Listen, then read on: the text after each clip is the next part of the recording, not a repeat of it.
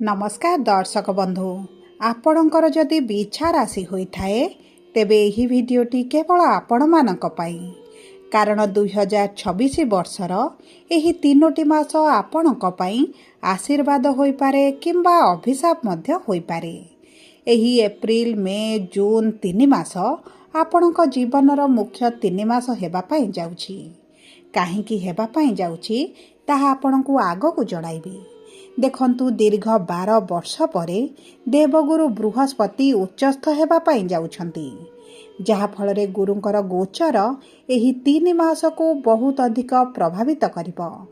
आपणक उपरे शनिकर प्रभाव कारणरू शनिकर खराब स्थिति कुंडल हेउ किंबा शनिकर दशा महादशा पाई हेउ जेउ सब समस्या मध्य देई गति करुथिले, किंतु गुरु जेहेतु शुभ ग्रह शुभ कार्यर कारक ग्रह अटंती देवता अटंती आपण को आशा ठारू अधिक शुभ फल प्रदान करिवे।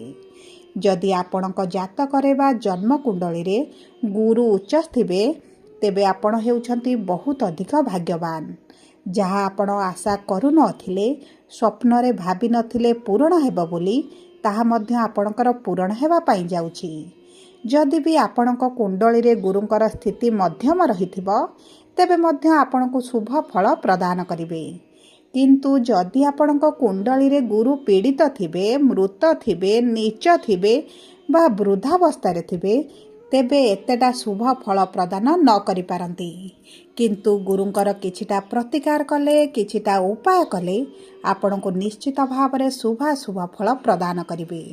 कारण देखंतु आगामी 1 वर्ष पर्यंत गुरु एही उच्च स्थिति रे विराजमान करिवे, जो कारणरू आपणकर जहा अभिलाष मनस्कामना मनोवांछा रहिछि एही समय मध्यरे जदि पूरण करिबा पई चेष्टा करंती तेबे निश्चित भावरे पूरण होइजिब।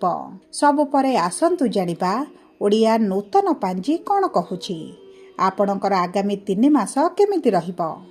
आपणकर स्वास्थ्य शिक्षा प्रेम संपर्क विवाह वैवाहिक जीवन संतान चाकरी व्यवसाय केमिति रहिबो एवं कौन रही प्रतिकार जहाँ आपणकर अशुभत्व को दूर करिबो एवं शुभाशुभ फल को वृद्धि करिबो एही वीडियो माध्यम रे आपण को जणाइबी।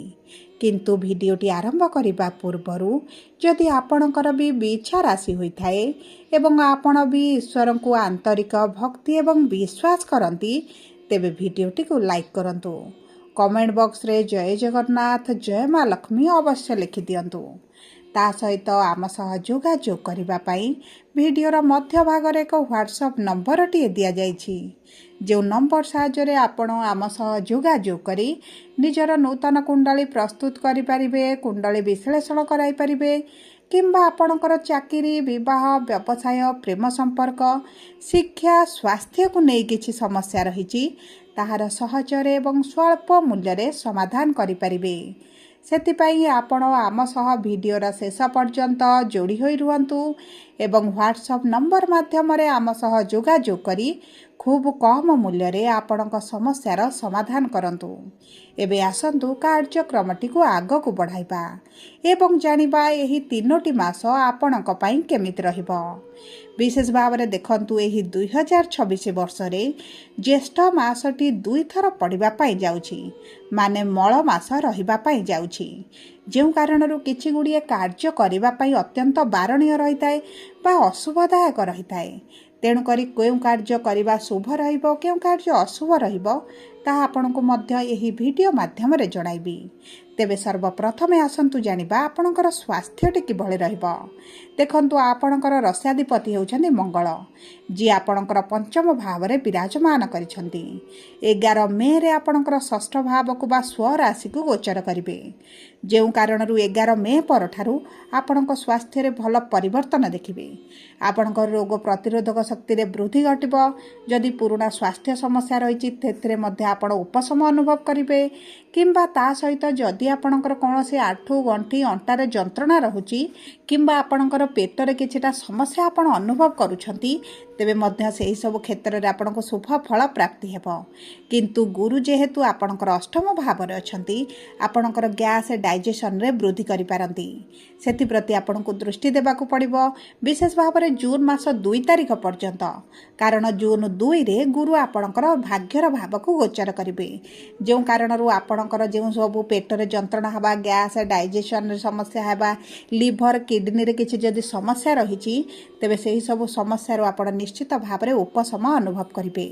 आपण को विशेष भाव में मे 11 तारिख परठारू एवं जून 2 तारिख मध्य स्वास्थ्य को टिके जगिबा को रहिबो नचेत आपणकर किछि ना किछि स्वास्थ्य समस्या बाहरी पारे विशेष भाव में पुराना किछि स्वास्थ्य समस्या मध्य आपणकर पुनर्बार बाहरिबार बहुत अधिक संभावनाटी रही। एबे आसंतु जानिबा किपरि रहिबो आपणकर आर्थिक क्षेत्रटी देखंतु अर्थर भावर स्वामी हेउछन्ति देवगुरु बृहस्पति जी अष्टम भाव में विराजमान करिछन्ति एवं सप्तम दृष्टि आपणकर धनर भाव को बा स्व राशि को दृष्टि प्रदान करुछन्ति जो कारणरू आपणकर अर्थ जदि फसिकी रहिछि ताहा आपणको मिल जिवो एवं जून 2 तारिख मध्य प्राप्त हेबो अचानक धन लाभ हेबो आपणक पैतृक संपत्ति आपणक प्राप्य आपणको प्राप्त हो जिवो एवं ताहा सहित आपणकर जदि कौनसी जगार अर्थटी फसिकी रहिछि विशेष भाव में गवर्नमेंट रिलेटेड किछि कार्य आपणक अर्थ फसिकी रहिछि सेही अर्थ मध्य मिल जिबार बहुत अधिक संभावनाटी रहिछि। आपणकर जदि किछि प्रॉपर्टी बिक्री करबा पई चाहुथिले किंबा प्रॉपर्टी किणा बिका कार्य आपणक अर्थटी फसिकी रहिछि सेही अर्थ मिल पारे किंबा आपणको से माध्यम प्रॉपर्टी मध्य प्राप्त होई पारे ताहा सहित गुरु जून 2 रे आपणक भाग्यर भाव को गोचर करिवे माने आपणक राशि को पंचम दृष्टि प्रदान करिवे जो कारण आपणक क्यारियर रे ग्रोथ आसीबो आपणकर सरकारी चाकरी हेई पारे प्राइवेट चाकरी हेई पारे जदि आपणकर चाकरी रो संधान रे रहिचंती चाकरी मध्य प्राप्त होई जिवो देखंतु आपणकर जदि किछि व्यवसाय अछि विशेष भाव रे रियल एस्टेट रे कार्य करूछंती किंबा प्रॉपर्टी संबंधित किछि कार्य करूछंती किंबा आपण सरकार संबंधित किछि कार्य करूछंती तेबे आपणको जून 2 तारिख परठारू अति उत्तम फल प्राप्त हेबो एवं ता सहित आपणकर जदि किछि प्रिय परिजनक पाखरे अर्थ फसिकी रहिछि सेही अर्थ मध्य आपणको मिलि जिवो।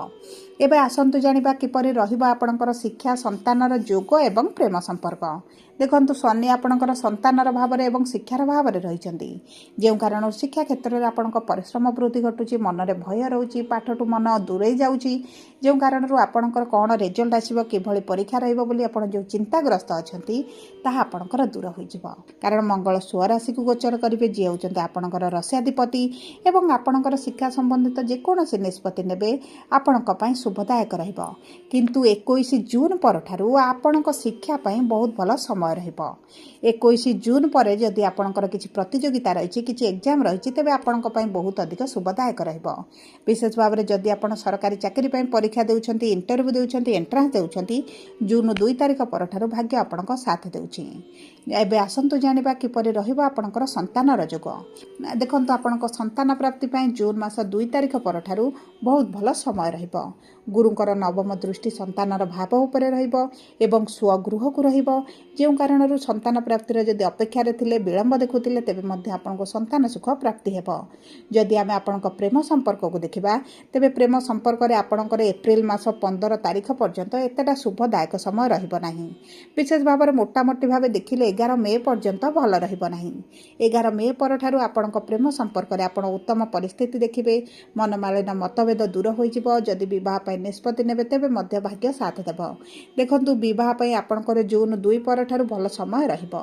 एबे आसंतु देखिबा आपनकर वैवाहिक संपर्क एवं विवाहर जोग को देखंतु आपनकर सप्तम अधिपति होजंती शुक्र एवं 19 एप्रिल शुक्र आपनकर सप्तम भाव को गोचर करिवे विवाह पई प्रबल जोग बनाइबे जदि आपनकर विवाह होई पारुनी बयस 40 मध्य टपी गलानी एवं आपण विलंब देखुचंती विभिन्न प्रकार समस्या देखुचंती तेबे मध्य आपनकर एही सब समस्या गुडिक दूर होई जिवो देखंतु जदि आपनकर कुंडली रे किछि दोष रहिछि जे कारणरू विवाह होई पारुनी ତେବେ ତାହେଲେ ପ୍ରତିକାର କଲେ ନିଶ୍ଚିତ ଭାବରେ ବିବାହ ହୋଇଯିବ।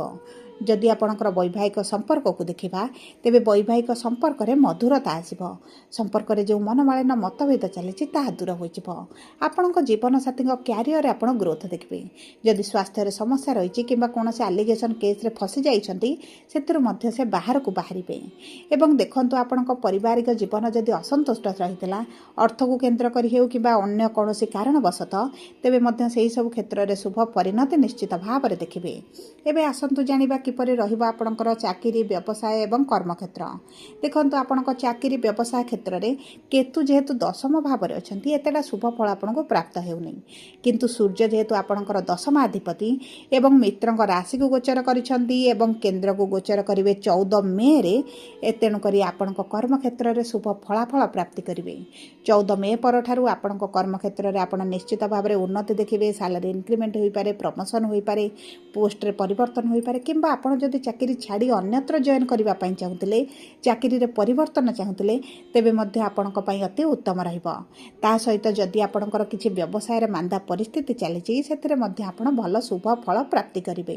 ଆପଣଙ୍କୁ ନୂତନ ବ୍ୟବସାୟ ଆରମ୍ଭ କରିବା ପାଇଁ ଯଦି ଚିନ୍ତା କରୁଛନ୍ତି 15 ମେ ପରଠାରୁ ବହୁତ ଭଲ ସମୟ ରହିବ। ଆପଣ ନୂତନ ବ୍ୟବସାୟ ଆରମ୍ଭ କଲେ ଆପଣଙ୍କ ଭାଗ୍ୟ ଆପଣଙ୍କ ସାଥ ଦେବ। ସବୁ ପରେ ଅଶୁଭତ୍ୱକୁ ଦୂର କରି ଶୁଭାଶୁଭ ଫଳକୁ ବୃଦ୍ଧି କରିବା ପାଇଁ ଆପଣ ପ୍ରତିଦିନ ମଙ୍ଗଳଙ୍କର ବୀଜ ମନ୍ତ୍ର 108 ଥର ପାଠ କରନ୍ତୁ, ହନୁମାନ ଚାଳିଶା ପାଠ କରନ୍ତୁ। ତାହା ସହିତ ଗୁରୁଙ୍କର ବୀଜ ମନ୍ତ୍ର ଜପ କରିବା ସହିତ ଗାଈଙ୍କୁ ପ୍ରତି ଗୁରୁବାର ଦିନ ଖାଦ୍ୟ ଖାଇବା ପାଇଁ ଦିଅନ୍ତୁ। ଆର୍ଥିକ ସମସ୍ୟା ଯଦି ବୃଦ୍ଧି ଘଟିଛି ତେବେ ମଙ୍ଗଳଙ୍କର ଉପାସନା କରନ୍ତୁ, ମଙ୍ଗଳଙ୍କର ବୀଜ ମନ୍ତ୍ର ପାଠ କରନ୍ତୁ ଏବଂ ଚେଷ୍ଟା କରନ୍ତୁ ମଙ୍ଗଳବାର ଦିନ ଗାଈମାନଙ୍କୁ ରୁଟିରେ ଗୁଡ଼ ମିଶାଇ ଖାଦ୍ୟ ଦେବା ପାଇଁ। ଆପଣଙ୍କ ପାଇଁ ଶୁଭଦାୟକ ରହିବ। ଯଦି ଆପଣଙ୍କର ବିଛା ରାଶି ହୋଇଥାଏ ଭିଡ଼ିଓଟି କିଭଳି ଲାଗିଲା କମେଣ୍ଟ ବକ୍ସରେ ଲେଖି ଜଣାନ୍ତୁ।